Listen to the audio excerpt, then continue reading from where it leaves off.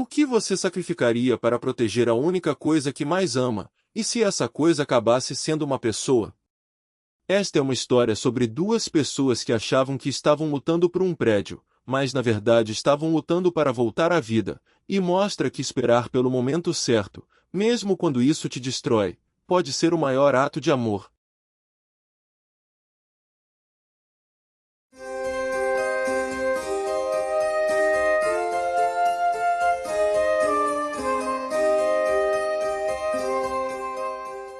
As portas do elevador se abrem e Claire Ashford já está segurando a carta de demissão que nunca enviará. É uma terça-feira de novembro de 2019, e a cidade de Boston tem a cor de estanho envelhecido do lado de fora das janelas do chão ao teto da Meridian Capital Group.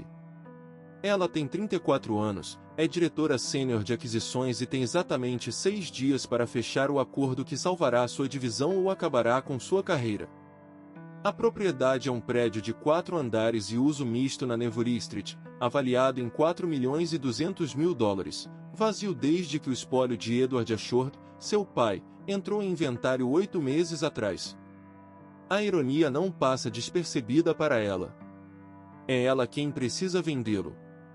O representante do comprador chega 12 minutos atrasado, o que já lhe diz alguma coisa. Então o próprio homem entra e lhe diz todo o resto. Daniel Voss tem 40 anos, é cofundador da Voss Urban Development e tem reputação de transformar propriedades históricas subvalorizadas em espaços boutique lucrativos. Ele é largo de ombros e calmo da maneira de alguém que aprendeu que urgência é uma fraqueza em negociações. Ele aperta sua mão e o aperto é firme, mas sem exagero. Ela nota sua mão esquerda. Sem aliança. Ela percebe que percebeu isso e arquiva a informação como um problema com o qual lidará depois. Eles se sentam um de frente para o outro na sala de conferências de vidro e a negociação começa da forma como todas as negociações começam, com ambas as partes fingindo ter mais opções do que realmente têm. Claire apresenta os comparativos. Daniel questiona a avaliação estrutural. Ela a defende. Ele sorri, sem maldade, e diz que gostaria de agendar uma visita antes do fim da semana. Ela diz quinta-feira. Ele diz quarta-feira. Eles concordam com quinta-feira. Ela não lhe conta que o prédio pertence à sua família há 31 anos. Não lhe conta que seu pai abriu sua primeira livraria no térreo, nem que ela passou todos os sábados da infância organizando devoluções e lendo atrás do balcão. Não lhe conta que vendê-lo parece assinar um documento que declara oficialmente a partida de seu pai de um jeito que o funeral, de alguma forma, não conseguiu. Ela mantém a voz estável e a postura fechada, o acompanha até o elevador no fim da reunião e observa as portas se fecharem sobre seu rosto, que é, ela pensa, um rosto muito inconveniente para um homem que ela precisa enxergar apenas como uma transação. Na quarta-feira ela encontra uma desculpa para passar de carro pelo prédio sozinha. Fica sentada no carro do outro lado da rua, na escuridão de novembro, olhando para as janelas do segundo andar onde ficava o escritório de seu pai, e chora por exatamente 4 minutos, que é o tempo que se permite desde que leu em algum lugar que o luto precisa de limites ou acabará levando tudo. Depois dirige para casa. A visita de quinta-feira muda algo que ela não planejava mudar. Daniel percorre o prédio em silêncio, tocando a moldura original do teto com uma das mãos, lendo o ambiente como alguém lê um livro que já ama. Ele pergunta por quanto tempo a livraria funcionou. Ela responde, 31 anos. Ele pergunta o que aconteceu com o estoque. Ela diz que a família doou a maior parte e guardou algumas coisas. Ele concorda com a cabeça e não insiste. Mas para na escada dos fundos, diante do pequeno mural pintado que seu pai encomendou em 1998, um mapa de lugares imaginários com pequenas etiquetas escritas à mão, Terra do Nunca, Nárnia, o Condado, e permanece ali por um longo momento. Foi ideia dele, ela se ouve dizer.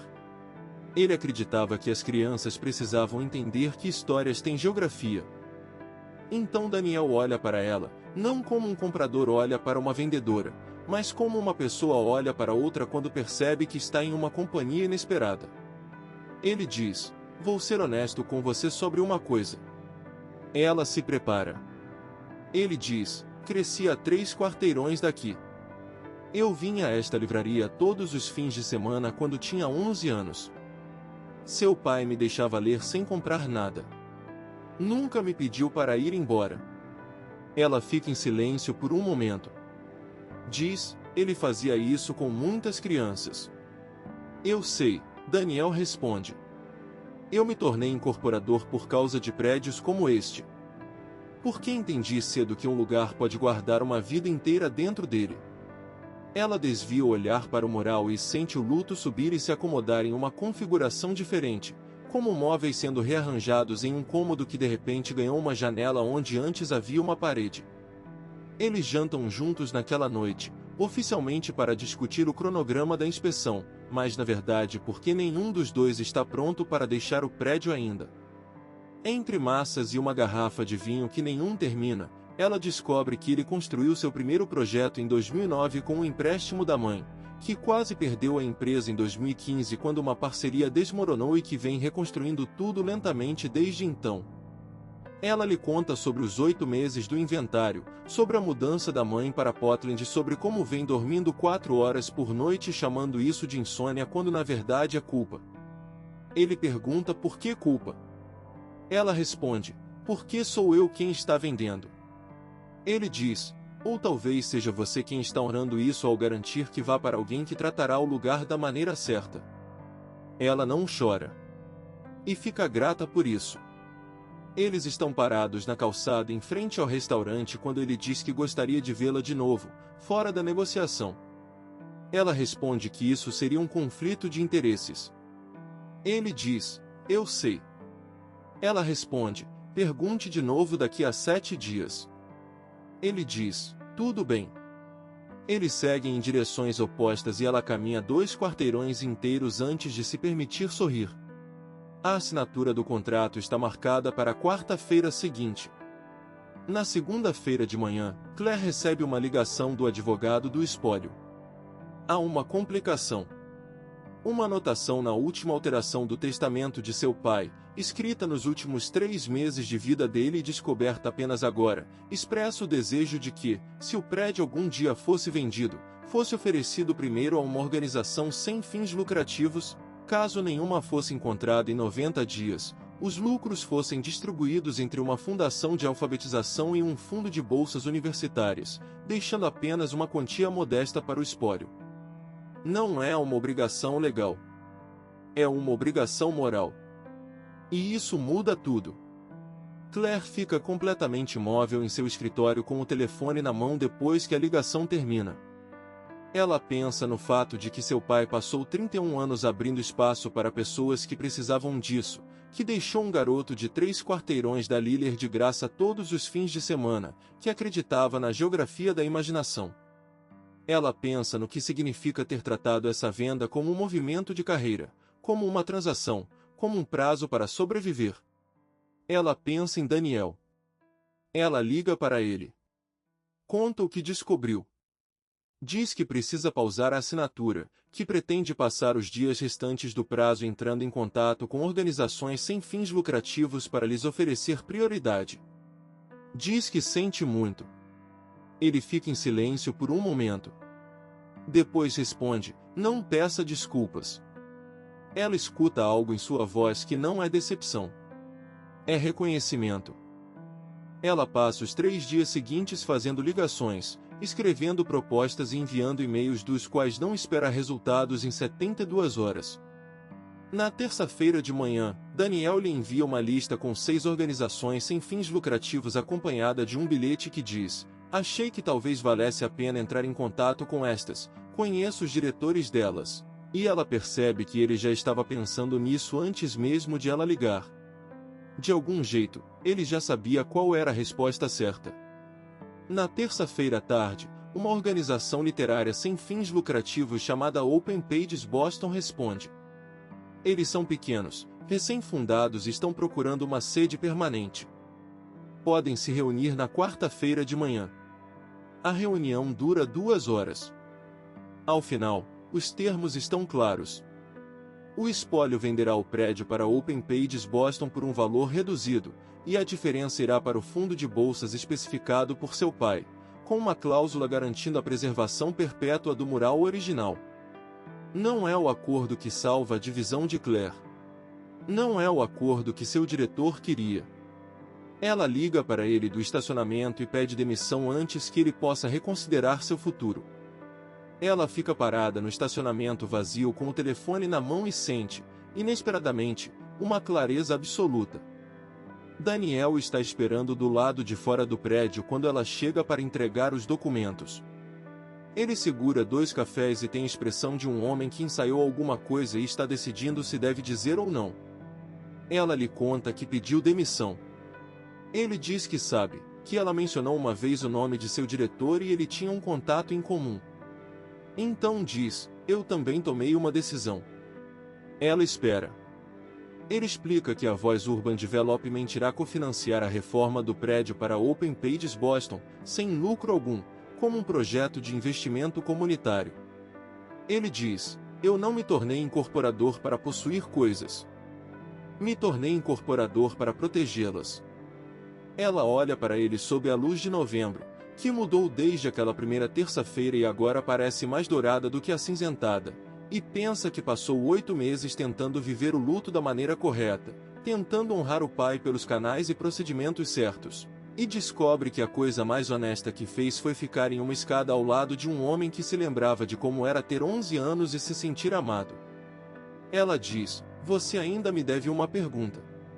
Ele responde, você quer jantar comigo esta noite, sem agenda, sem prazos e sem conflito de interesses? Ela diz que sim. Naquela noite, durante o jantar, eles conversam até o restaurante esvaziar ao redor deles. Ela fala sobre o mapa de lugares imaginários e por que seu pai acreditava nisso. Ele conta que a livraria foi o primeiro lugar de sua infância onde entendeu que um estranho podia ser generoso sem querer nada em troca, e que isso moldou cada prédio que ele tentou proteger.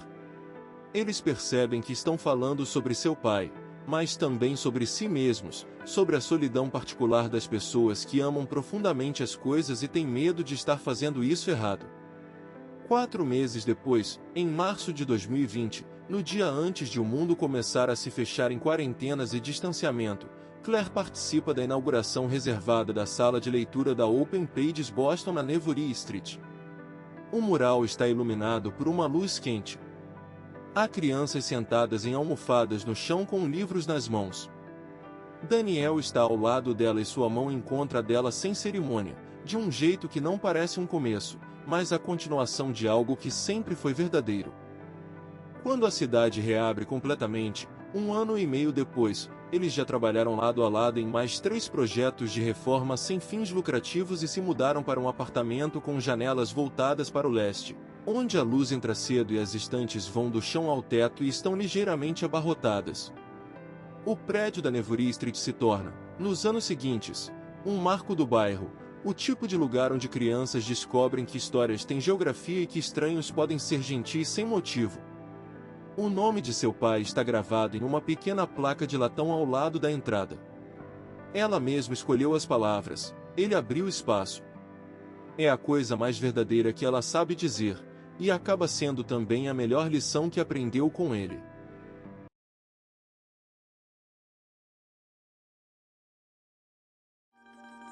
Você gostou da história de hoje? Fica comigo só mais um instante. Conta pra gente nos comentários, de que cidade você está assistindo. Essa mensagem te tocou? E se tiver ideias para novas histórias, compartilhe, a sua sugestão pode virar o próximo vídeo. Deixe um like se esta mensagem teve algum significado para você. Inscreva-se no canal para não perder os próximos vídeos. Se você acha que alguém pode gostar desta mensagem, pode compartilhar. E se quiser apoiar o canal, dê uma olhada nos links da descrição. Alguns são links de afiliados, então você ajuda sem custo extra. Muito obrigado pela sua companhia. Até o próximo vídeo.